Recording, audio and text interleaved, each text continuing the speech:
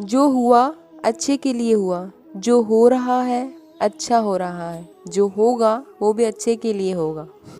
श्री कृष्ण जी कहते हैं, कठिन समय में समझदार व्यक्ति रास्ते ढूंढते हैं और कायर व्यक्ति बहाने। जिसके चारों तरफ सिर्फ नकारात्मक लोग रहते हैं उसका हारना तय है।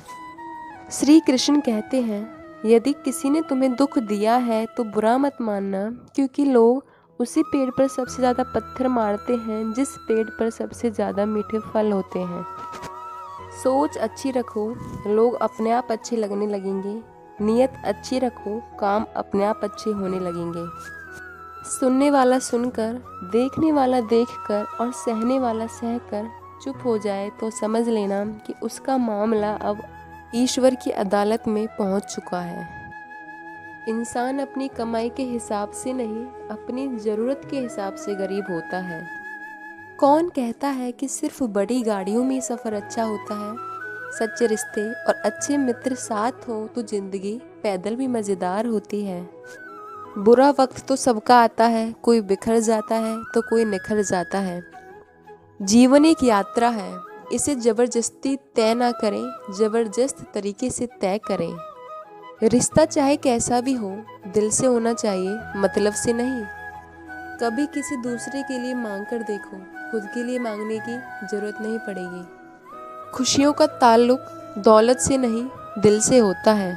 फालतू बैठे रहने से अच्छा है कि आप दुख के रास्ते पे ही चल पड़ो। गुस्से में कभी गलत मत बोलो, मूड तो ठीक हो ही जाता है पर गुस्से में बोली हुई बातें कभी वापस नहीं आती। कामयाब होने से पहले एक अच्छा इंसान जरूर बनना, पैसा रहे या ना रहे लेकिन नाम हमेशा रहेगा। सच्चाई की इस जंग में कभी झूठे भी जीत जाते हैं। समय अपना अच्छा ना हो तो अपने भी बिक जाते हैं। वक्त सबको मिलता है ज़िंदगी बदलने के लिए, लेकिन ज़िंदगी दोबारा नहीं मिलती वक्त बदलने के लिए। मेरे चेहरे से कभी मेरा दर्द नहीं पढ़ पाओगे, मेरी आदत है हर बात पे मुस्कुरा देना। लोग अगर अच्छे हों तो फिर भी फासले रखना, क्योंकि आजकल जहर मीठे भी मिलने लगे हैं। ये दिल कभी खाली नहीं रहा, पहले तुम रहे, अब इसमें तुम्हारा दर्द रहता है। पूरी उम्र लग जाती है एक होने में और एक लम्हा ही काफ़ी है किसी को खो देने में। जिंदगी को खुली किताब ना बनाओ, क्योंकि लोगों को पढ़ने में नहीं, पढ़ने फाड़ने में ज़्यादा मज़ा आता है। रिश्ता ऐसा हो जो हमें अपना मान सके, हमारे हर दुख में हमें जान सके। अगर तेज बारिश में चल रहे हो तो आपके आंसुओं को पहचान सके।